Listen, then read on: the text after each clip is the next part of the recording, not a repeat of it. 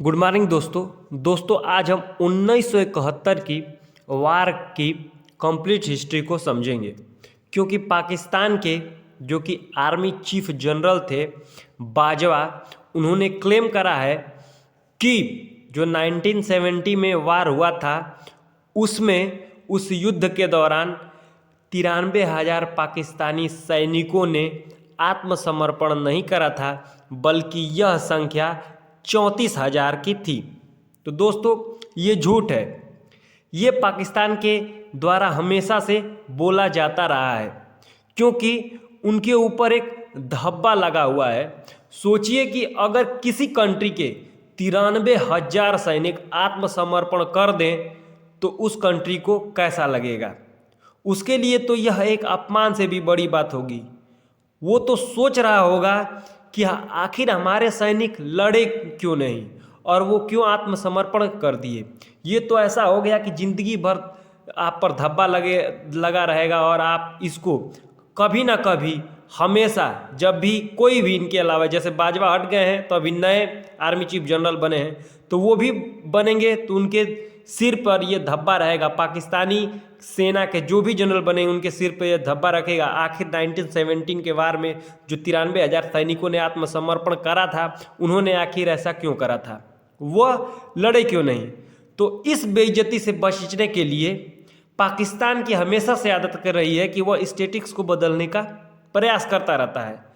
तो दोस्तों आज हम 1971 के वार की कंप्लीट हिस्ट्री को विश्लेषण करेंगे और समझेंगे कि आखिर 93,000 सैनिकों ने आत्मसमर्पण करा है कि 34,000 सैनिकों ने, पाकिस्तानी सैनिकों ने आत्मसमर्पण करा है।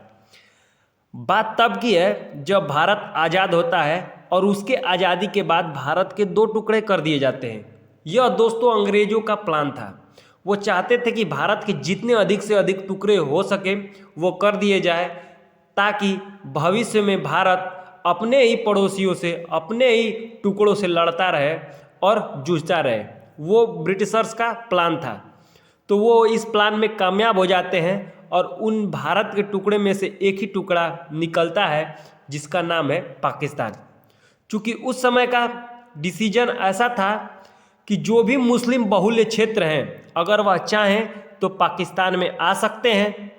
तो उस समय जो कि आज का बांग्लादेश है, उस समय का पूर्वी पाकिस्तान था और वहाँ पर मुस्लिमों की संख्या अधिक थी। तो वे पाकिस्तान में मिलने के लिए तैयार हो गए। तो पाकिस्तान 2 जगह था, एक पश्चिमी पाकिस्तान और एक बांग्लादेश जो प्रेजेंट में है, वह पूर्वी पाकिस्तान के रूप में जाना जाता था। तो आज़ादी के बाद से जो पश्चिमी पाकिस्तान के सत्ताधारी थे वह दोनों जगह पर अपना कानून चलाते थे, और जो पूर्वी पाकिस्तान था वहाँ के मुसलमानों को हेय दृष्टि से देखा जाता था, क्योंकि वह लगभग बंगाल से कट के अलग हुए थे और वहाँ की भाषा मैक्सिमम बंगाली थी। तो उन्हें हेय दृष्टि से देखते थे, क्योंकि वो मानते थे कि जो मुसलमान उर्दू बोलता है वही सबसे शुद्ध मुसलमान हो। मतलब वे इनके विकास के लिए कुछ भी कार्य नहीं करते थे। और तो और यहाँ पर एक तरफ पाक सेना का सैनिक शासन चलता था, मतलब यहाँ पर कोई गवर्नमेंट रूल नहीं था, सैनिक शासन था।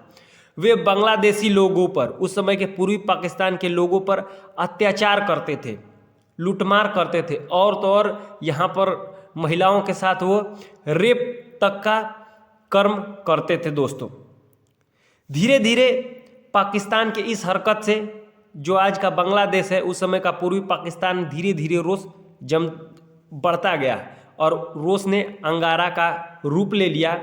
और इसके लिए मतलब उनके प्रभाव को ख़त्म करने के लिए, क्योंकि भाई साहब डेमोक्रेटिक कंट्री दोनों निकली थी, चूँकि डेमोक्रेटिक कंट्री निकली थी तो जो भी चुनाव होगा, और चुनाव में चाहे पूर्वी पाकिस्तान से जीते चाहे पश्चिमी पाकिस्तान से जीते, जो भी जीतेगा वह दोनों जगह पर शासन करेगा। तो इसके लिए जो पूर्वी पाकिस्तान है वहाँ पर चुनाव में उठने की बात चलने लगी, और 1970 के चुनाव में वहाँ पर शेख मुजीबुर रहमान की आवामी लीग ने उठने का निर्णय किया, क्योंकि वे अपनी परिस्थिति को बदलना चाहते थे। और वे जब उठे तो उन्हें संपूर्ण बहुमत मिल गई, पश्चिमी पाकिस्तान से भी और पूर्वी पाकिस्तान से भी, चूँकि दोनों तो एक ही थे। तो जब मुजीबुर रहमान की आवामी लीग जीती तो पश्चिमी पाकिस्तान पर भी किसका शासन होना चाहिए था? पूर्वी पाकिस्तान का शासन होना चाहिए था, क्योंकि चुनाव में तो विजयी हो गए थे अवामी लीग और विजयी पार्टी के ही लोग पीएम बनते हैं। पर पश्चिमी पाकिस्तान को यह गवारा नहीं था, वह यह मानने को तैयार ही नहीं थे कि पूर्वी पाकिस्तान वाले हम लोगों पर शासन करेंगे। मैंने आपको पहले ही बताया था ऐसा क्यों, क्योंकि वो इन्हें हे की दृष्टि से देखते थे। चूँकि 1970 में चुनाव जीतने वाली मुजीबुर रहमान की अवामी लीग ने अपनी सरकार बनाने का फैसला करा। कहा पूर्वी पाकिस्तान में, और पूर्वी पाकिस्तान में बन जाता तो वह पश्चिमी पाकिस्तान में भी शासन करते। जब यह जानकारी पश्चिमी पाकिस्तान में चली तो जो कि वहाँ पर जनरल थे पूर्वी पाकिस्तान में हाया खान, पूर्वी पाकिस्तान में सेना के जनरल थे हाया खान ने इस फैसले को जानकर पूर्वी पाकिस्तान में ऑपरेशन सर्च लाइट शुरू कर दी। और इस ऑपरेशन सर्च लाइट के तहत वह लाखों संख्या में बांग्लादेशियों को मारने लगे और काटने लगे, अधिकांश महिलाओं की रेप करने लगे, जिसके कारण बांग्लादेशी जो कि पूर्वी पाकिस्तान था उस समय, वो भागकर भारत के प्रमुख हिस्सों में आ गए और वे भारत से मदद मांगने लगे शरणार्थी के रूप में। तो भारत के उस समय पीएम थी इंदिरा गांधी। चूँकि उस समय भारत भी आज़ाद हुआ था तो भारत ने अपने स्तर पर मदद करी, बहुत मदद करी, परंतु समझने वाली बात ये थी कि उनकी संख्या अधिकतर बढ़ती ही जा रही थी। तो हमारे जो प्रधानमंत्री थी इंदिरा गांधी ने यह निर्णय लिया कि इस समस्या को जड़ से ख़त्म करना पड़ेगा, और इसके लिए उन्होंने बांग्लादेश को, जो कि उस समय का पूर्वी पाकिस्तान था, उसको मदद करने का वादा किया। चूँकि ऑपरेशन सर्च लाइट के तहत वो ढूंढ के सभी लोगों को मार रहे थे और अत्याचार कर रहे थे, तो उसको रोकने के लिए उस समय बांग्लादेश में मुक्ति वाहिनी एक्टिव थी, जो कि पाकिस्तान के विरोध में कार्य कर रही थी और उन्हें बांग्लादेश से बाहर निकालना चाहती थी। तो भारतीय गवर्नमेंट ने बांग्लादेशियों की मदद करने का निश्चय किया और हमने इंडो बांग्ला सहयोग के तहत बांग्लादेश की स्वतंत्रता की लड़ाई लड़ी।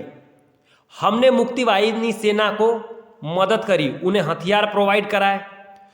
चूँकि भारतीय सैनिक दोस्तों इतिहास गवाह है कि शुरू से ही बहादुर रहा है, और उस समय जो बांग्लादेशी लोग थे जो कि मुक्ति वाहिनी में शामिल थे, उन्होंने भी अपनी देश की आज़ादी के लिए खून पसीने तक बहा डाले।